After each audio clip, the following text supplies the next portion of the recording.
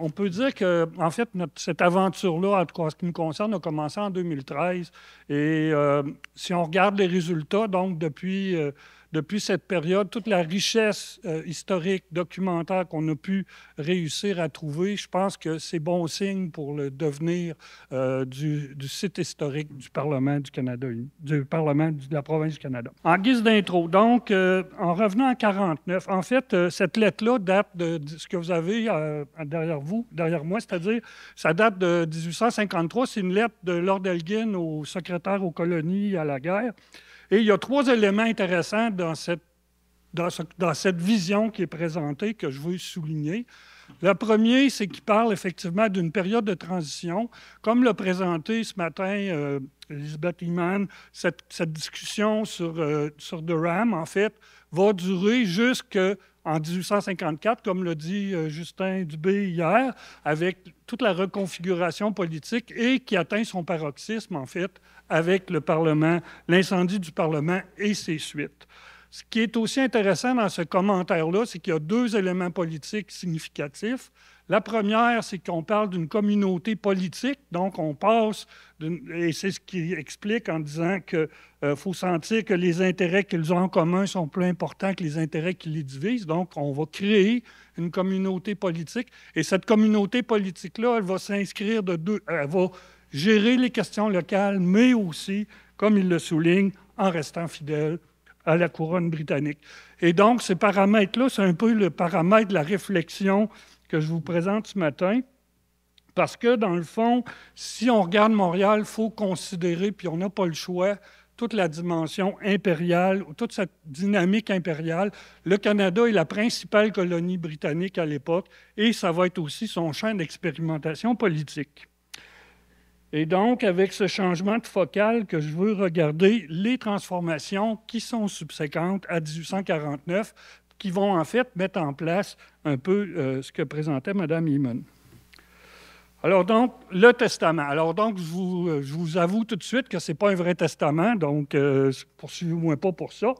Mais c'est un document, en fait, qui est intéressant parce qu'il l'écrit la dernière journée. En fait, c'est une lettre qui est datée de sa dernière journée au Canada, le 18 décembre 1954. Donc, justement, après toute la transformation du paysage politique, on sait que les élections de 1954, il n'y a plus de Tories, il n'y a plus de républicains, enfin, tout ça, et ce paysage politique est complètement changé. Mais cette brochure-là, elle a vraiment une histoire spéciale, dans la mesure où elle va être publiée, en fait, par le gouvernement du Canada pour l'Exposition universelle de Paris en 1855. Donc, on va faire de ce document de Lord Elgin la promotion, autrement dit, du Canada, parce qu'on va y présenter, outre un grand bilan statistique de la richesse, de la diversité, etc., mais aussi, puis là je cite, son histoire dans le passé, son état dans le présent et ses espérances pour l'avenir. C'est quand même important. Alors donc, si on va et c'est important aussi de parler de cette Expo universelle de Paris. L'Expo universelle de Paris, donc, il y a 5 millions de personnes qui vont visiter, 25 États. Et l'étude qui a été faite, en fait, de cette Expo coloniale, parce que c'est vraiment une Expo coloniale, c'est intéressant dans la mesure où ça donne la perspective sur le document d'Elgin. Et donc, là, on dit toutes les nations, puis c'est une citation de Stuart Murray qui a été publiée dans l'Histoire sociale. Donc, toutes les nations ayant des possessions coloniales voulaient montrer, autrement dit, toute la richesse de leur colonie et donc révéler les avantages du régime impérial en validant et en légitimant le processus colonial, mais aussi un processus dans lequel les colonies étaient plus heureuses de participer.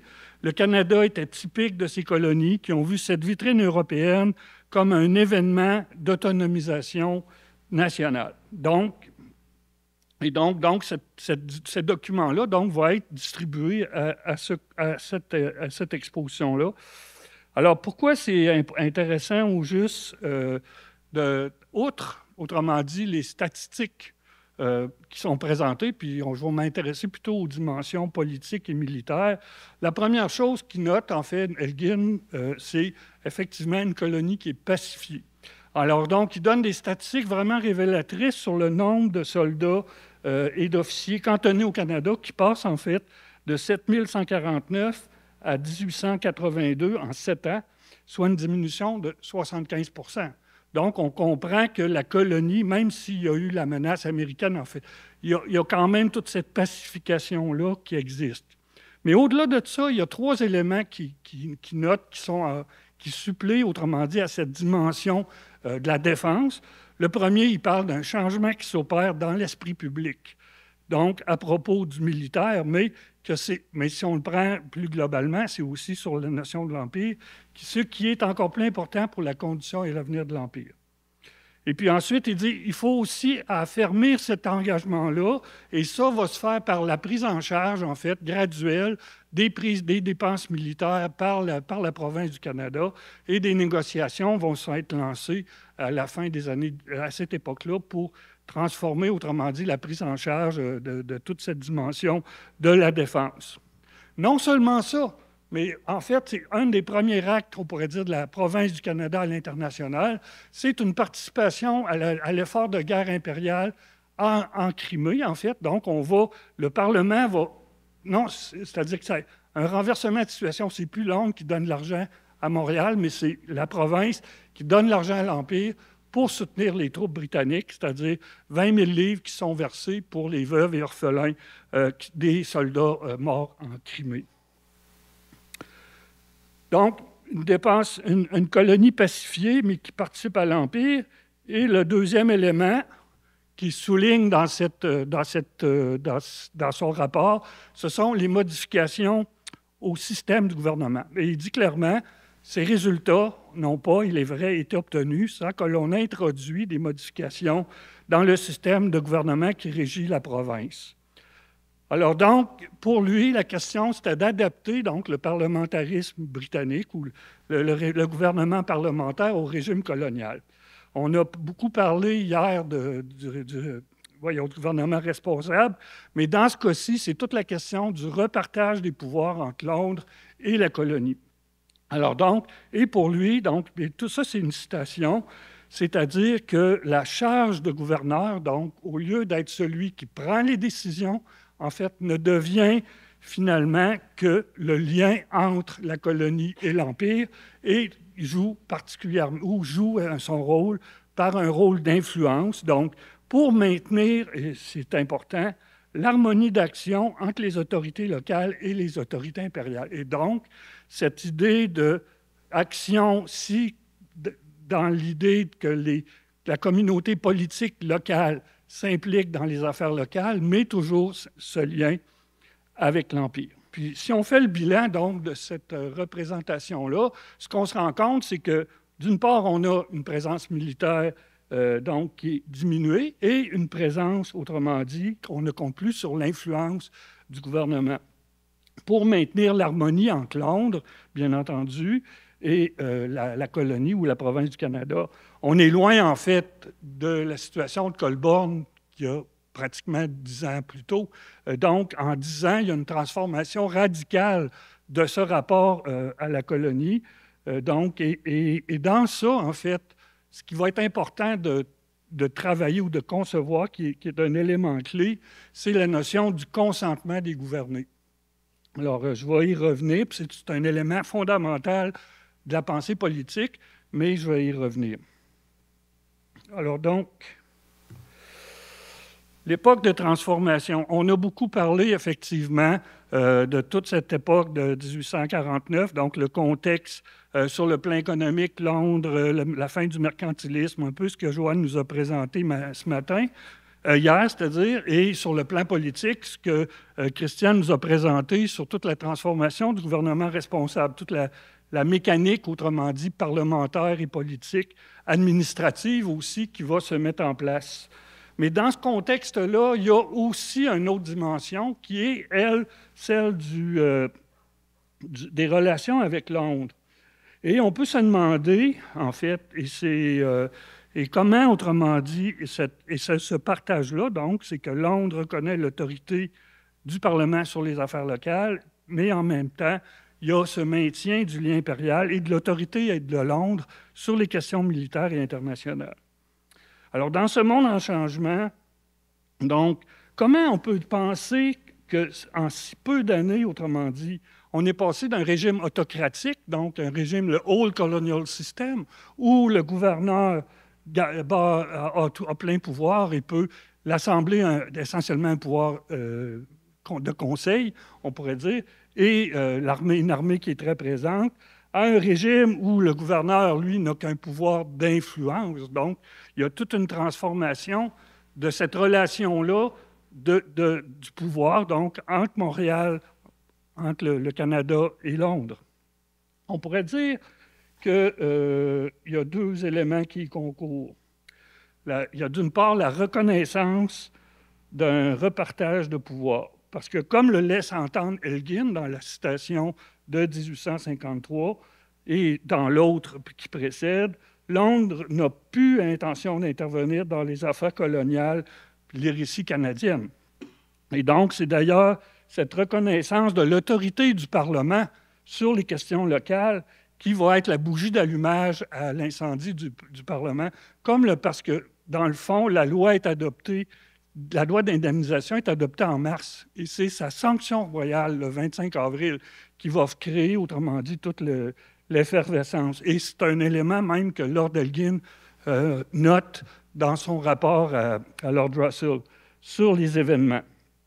Et donc, cette question de la sanction royale, c'est un test, autrement dit, pour la reconnaissance par Londres que le Parlement a pleine autorité sur les questions locales. Cet enjeu-là va être majeur. Mais cette reconnaissance-là, elle est basée aussi sur, comme il dit, l'harmonie d'action entre les autorités locales et les autorités impériales. C'est-à-dire que ça comprend le maintien, sous une forme nouvelle, du lien impérial. En fait, un empire, puis Peter Burroughs avait décrit ça comme « empire by consent », autrement dit, qui s'appuie sur, comme le mentionne Benedict Anderson, sur une communauté imaginée. Autrement dit, il y a une question d'adhésion qui va devenir une clé majeure, autrement dit, dans la transformation des rapports de pouvoir et aussi, finalement, du Canada de l'époque. Alors donc, on pourrait dire, 1849, ça vient faire quoi dans tout ça? Alors donc, l'incendie, les troubles, autrement dit, c'est sûr qu'ils vont poser un défi majeur de sécurité dans les rues de Montréal. Mais ça va aussi être une opportunité, et ça va être vu comme ça, comme une opportunité de consolider la communauté politique et de conforter le nouvel arrangement des pouvoirs coloniaux. En fait, donc, et comme on l'a dit hier aussi, il y a plusieurs personnes qui ont dit que c'est une réponse, autrement dit, pacifique qui est faite, c'est que le test, autrement dit, qu'on impose au Parlement, si on veut passer d'un mode à un autre, il fallait trouver une autre façon de gérer la crise. Donc, il fallait conforter ce nouvel arrangement-là. Et le passage est loin d'être aisé, car contesté d'une part par les Tories, qui, eux, veulent la situation avant, c'est-à-dire le plein pouvoir de Londres de retenir toute mesure, et aussi par les républicains, dirigés par Papineau, entre autres, qui contestent le gouvernement responsable ou le self-government, parce que les deux termes, parfois, sont utilisés, mais même s'il n'y a pas la même nature, parce qu'ils ne voient là, dans cette structure-là, que le maintien du lait impérial. Alors donc, qu'est-ce qui va arriver? C'est qu'après l'incendie, il va y avoir une mobilisation de l'indignation, elle est justifiée par ailleurs, qui va en fait chercher l'assentiment populaire sous la forme d'une campagne massive d'adresses et d'assemblées à travers la province. En opposition aux troupes Tories, on insiste sur la loyauté à la couronne et le soutien au gouvernement. Alors donc, je vais aller rapidement sur la question des pétitions. Je l'ai présentée dans un article, entre autres, de la RHEF. Je vais donner quelques chiffres quand même. Il y avait eu 240 événements à travers le Bas-Canada et plus de 96 aussi au Canada. Il y a 4 lettres circulaires des évêques de Québec et Montréal. Il y a aussi qui mobilisent tout le clergé. les journaux, on a recensé 457 articles dans 6 journaux seulement en avril, mai, juin sur la question des pétitions. Et aussi, donc, il y a toute une dimension, d'engagement du gouvernement. Alors, le résultat, il est impressionnant. On a travaillé beaucoup au laboratoire, donc à tout cartographier. Toutes ces données-là sont actuellement disponibles en ligne sur le site, du laboratoire. En fait, on a toutes les pétitions, le nombre de personnes, etc. On a en fait, sur 240, on a des données qui totalisent 80 000 personnes pour 200 d'entre elles. Donc, on est autour de 100 000 personnes. C'est l'équivalent d'à peu près un sixième de la population à l'époque. Donc, c'est vraiment comme un immense référendum qui va être défini à ce moment-là. Qu'est-ce qu'on dit dans ces pétitions-là? Essentiellement 2 choses. C'est qu'on dénonce, bien entendu, les Tories, le vandalisme, la destruction de la bibliothèque, mais surtout, on soutient le gouvernement et on va aussi soutenir, dans le sens, amener les gens donc à voter ou à déclarer leur fidélité à la couronne britannique, ce qui est en fait un renversement complet de ce qui se passe par rapport à 37-38. À Saint-Hyacinthe, par exemple, le curé qui bénissait les gens qui partaient pour Saint-Denis en 1837 est là maintenant en 1949 pour faire signer la jurer fidélité à la reine Victoria. Donc, ce qui est significatif dans tout ça, ce sont les résultats de cette campagne. Donc, en fait, et cette idée-là, donc, d'une part, c'est une communauté basée sur la loyauté à la couronne et un assentiment des gouvernés. En fait, c'est important de comprendre que, d'une part, cette idée de communauté imaginée, comme l'explique Benedict Anderson, est un élément important de consolidation culturelle et politique d'une communauté, mais c'est aussi une réflexion politique que portent depuis longtemps les philosophes britanniques, entre autres John Locke, sur cette notion de l'assentiment des gouvernés. L'assentiment des gouvernés, c'est le fait qu'une démocratie ne peut pas fonctionner si on ne reconnaît pas, autrement dit, au pouvoir, une certaine autorité sur la gestion de l'ensemble des biens. Oui. Et c'est ce qu'on voit aux États-Unis ou ce qu'on ne voit pas aux États-Unis. L'autre chose, donc, de cet assentiment-là, c'est la notion que cet assentiment des gouvernés se situe dans un régime colonial. On est, ici, au Canada, on n'est pas dans la situation. Alors, donc, il va résulter aussi de tout ça une transformation donc, du paysage politique. Parce qu'après 1949, après la campagne de pétition, et les Tories vont être éliminés politiquement, finalement, de la scène, et les républicains vont être aussi rejetés même s'ils étaient très minoritaires, vont être rejetés, qui va les pousser, dans le fond, à faire le chant du cygne du mouvement annexionniste. Mais en réalité, dès 1851, tout ce paysage politique-là change. La Fontaine, Baldwin, Papineau vont se retirer. Les partis politiques vont être complètement transformés. Mais on va avoir créé une base politique nouvelle, en fait, donc, qui va permettre, à l'époque, donc, toute la question, par la suite, donc, de bâtir la Confédération. L'autre chose dans ce rapport-là, donc, c'est que le Canada, comme colonie principale, va devenir un modèle. On va l'exporter, les Nouvelles-Galles du Sud, la Nouvelle-Zélande, enfin, tout ce modèle, surtout pour les colonies de peuplement, parce que, bon, on a entendu, en Inde, en Afrique, ça va être tout un autre régime, mais pour les colonies de peuplement, le modèle du self-government qui va être donc appliqué et qui va créer cette idée de Commonwealth, donc on est de la bien commun, donc une adhésion à l'Empire. En conclusion, pourquoi s'y attarder? Donc, il faut comprendre que la dynamique qui se passe à Montréal, elle se situe dans une dynamique de conflit politique et de transformation au sein de l'Empire britannique, et dont les lignes de fracture passent, des lignes de fracture entre Whigs et Tories vont de Londres à Montréal. Par exemple, les Tories vont aller à Montréal en réaction aux événements. Les Tories vont demander le rappel de Lord Elgin, mais ils vont se faire refuser tout ça de plate couture. Enfin, en donnant une focale plus large aux événements de 1949, ont été mieux à même de comprendre, autrement dit, toute cette dynamique impériale et aussi d'en restituer la mémoire et la complexité.